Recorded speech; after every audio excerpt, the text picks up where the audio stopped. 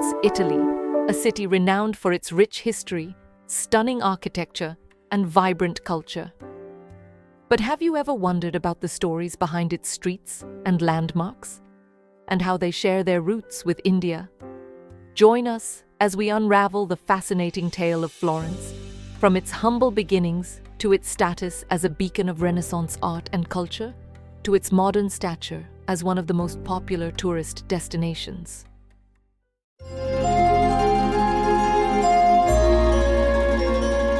Florence, or Firenze in Italian, was founded by the Romans in the 1st century BCE. Situated along the banks of the Arno River. Connecting the banks of the Arno is Ponte Vecchio, iconic, historical, bustling with shops on its sides. It's not too different to Zero Bridge in Rajbagh, Srinagar, which is a historic place in its own and lined with shops. At Zero Bridge, you can enjoy the warmth of cafes and the delicacies of food courts while leisurely staring at Jhelum River. After its inception, Florence quickly became a bustling center of trade and commerce. Its strategic location made it a hub for merchants traveling between Rome and the northern regions of Europe.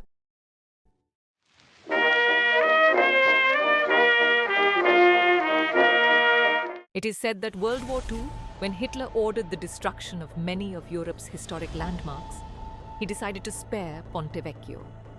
Its beauty is appreciated by even the fiercest of dictators. Captain P.H. Howarth's account during World War II vividly illustrates the contribution of the Indian Army to the architectural history of Florence.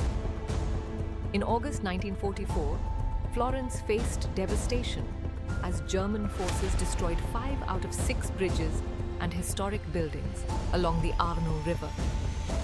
The Ponte Vecchio, however, was spared from destruction due to a telegram order from the German Supreme Command. Despite being spared, the bridge was laden with demolition charges, and the approaches at either end were heavily damaged or mined. Captain Howarth and his sappers, part of the King George VI's own Bengal sappers and miners, took on the task of clearing the Ponte Vecchio and making it usable again. They cleared through 18 feet of debris. They also cleared the area of mines, lifted demolition charges embedded in the roadway, and constructed a path over the debris to allow access to the bridge. They reopened the Ponte Vecchio, albeit with limited capacity initially. Their work allowed for the transportation of essential supplies, such as food, into the city, alleviating shortages faced by the population, especially in the northern half of Florence. From ancient ruins to modern marvels, Florence is a city of surprises.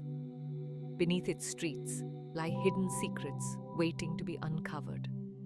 Recent discoveries include a mass grave unearthed beneath the Uffizi Gallery and an ancient Roman theatre discovered beneath the Palazzo Vecchio.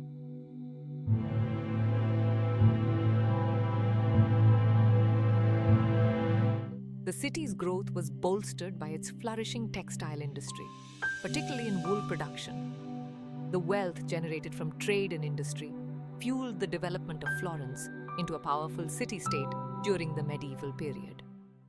The Arte della Lana was a wool guild of Florence, was one of the major guilds of Florence in the late Middle Ages and the Renaissance.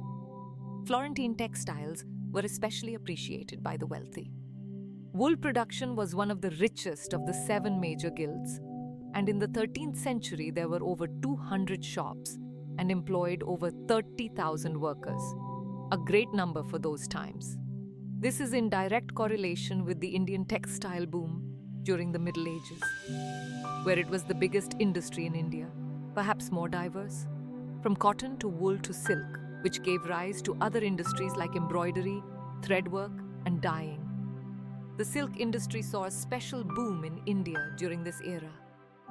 Funnily enough, silk was one of the banned fabrics under Ordinance of Dress, Pramatica delle Vesti, a special law regulation which listed 6,000 prohibited garments. To limit the phenomenon of a pompous display of one's wealth through a particularly sophisticated dress, the regions of Devgir and Mahadev Nagari in Deccan, Delhi in the north, Cambay in Gujarat, and Sonargaon Dhaka and Banjala in Bengal were the Florences of India, or was it the other way around?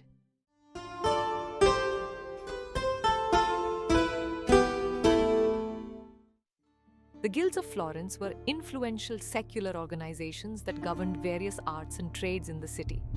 There were major, middle, and minor guilds. Palazzo Spiniferroni contains the picture of these guilds inside. It is a large Gothic palace in central Florence, Tuscany, Italy. It stands across from the Church of Santa Trinita. The palace was commissioned in 1289 by the rich cloth merchant and banker Geri Spini on plots that he had bought after the 1288 flood of the river Arno from the monks of Santa Trinita. Here are the pictures of guilds below, with their modern counterpart professions.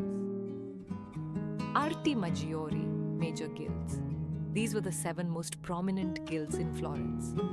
Arte dei giudici e notai, judges, lawyers, and notaries. Arte di Calimala, merchants, finishers, and dyers of foreign cloth. Arte della lana, wool manufacturers and merchants. Arte del cambio, bankers and money changers. Arte della seta, silk weavers and merchants. Arte dei medici e speziali, physicians and pharmacists. Arte dei vaiai e pellicciai, furriers and skinners. Arti mediane, middle guilds. These were intermediary guilds that occupied a middle position between the major and minor guilds. Arte dei beccai, butchers and graziers. Arte dei fabbri, blacksmiths. Arte dei calzolai, shoemakers. Arte dei maestri di pietra e legname, master stonemasons and woodcarvers. Arte dei linaioli e rigattieri, linen manufacturers, retail cloth dealers and tailors. Arti minori, minor guilds. These were the 9 lesser guilds that had less influence compared to the major and middle guilds. Arte dei vinatieri, vintners. Arte degli albergatori, innkeepers. Arte dei poiai e galigai, curriers and tanners. Arte degli oliandoli e pizzicagnoli, olive oil merchants and provision dealers. Arte dei correggiai, saddlers and harness makers. Arte dei chiavaiuoli, locksmiths, tool makers and braziers. Arte dei corazzai e spadai, armorers and swordsmiths. Arte dei legnaioli, carpenters. Arte dei fornai, bakers and millers. These guilds were not only responsible for regulating their respective crafts, but also played a crucial role in the governance of Florence. Members of the major guilds held significant political power and often occupied positions in the city's government. These guilds were similar to the Shreni system widely popular in the Mauryan Empire. Shrenis were social and economic organizations combined with elements of governance, trade unions, judicial bodies, and technological institutions. Indian guilds had a hierarchical structure consisting of a Sabha, General Assembly, Shrenipati, guild head, and Kurmdarin, executive officers. The Sabha comprised all guild members, while the Shrenipati, often referred to as the Jettak or Pamuk, wielded significant power over the guild. Kurmdarins assisted the Shrenipati in day-to-day operations. Guilds of flour makers, weavers, oil millers, potters, corn dealers, bamboo workers, etc. find mention in the epigraphs. Indian guilds had their own laws and customs, recognized by the state, which governed organization, production, pricing, and other aspects of guild affairs. They also played a role in administering justice, resolving disputes among members, and ensuring adherence to guild rules. A remarkably similar trend appeared in Florence as well. A few selected members of the Florence guilds used to reside in Piazza della Signoria, Signoria Square. which came to be known as Palazzo Vecchio, when the Medici court relocated to the Pitti Palace. Located between Palazzo del Duomo and the Arno River, it is a square building that cannot be missed. It served as both a seat of government and a repository for valuable items. Cosimo Bernoulli commissioned the construction of the Vasari corridor, connecting Palazzo Vecchio to the Pitti Palace and the Uffizi Gallery, enhancing convenience and privacy. It houses Museo di Ragazzi and the offices of the Town Hall and the Cinquecento Hall. The palazzo houses copy of famous pieces like Michelangelo's David, Hercules and Cacus, and Adam and Eve. It also harbors hidden passages. One such passage leads from the map room to the dressing room of Duchess Bianca Capello.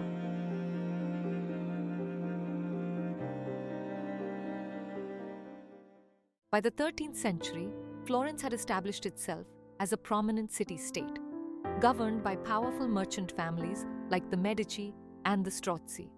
These families competed for influence and power, shaping the political landscape of the city. The rivalry extended to the city's architecture as well.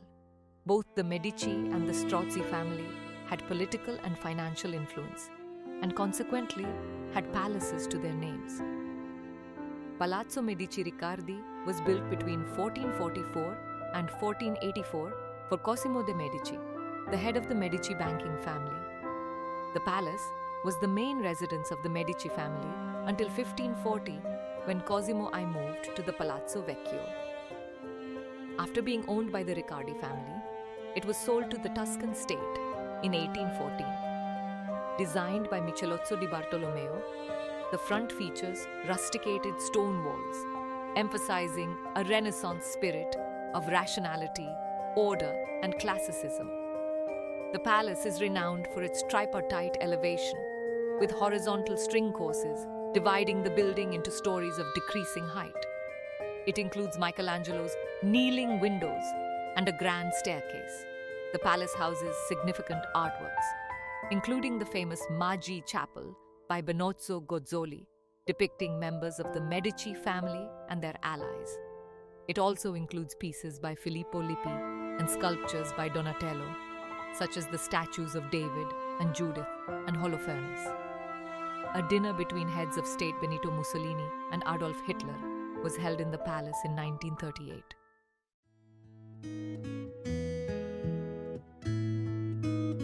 Construction of Palazzo Strozzi began in 1489 by Benedetto da Maiano for Filippo Strozzi the Elder, a rival of the Medici family.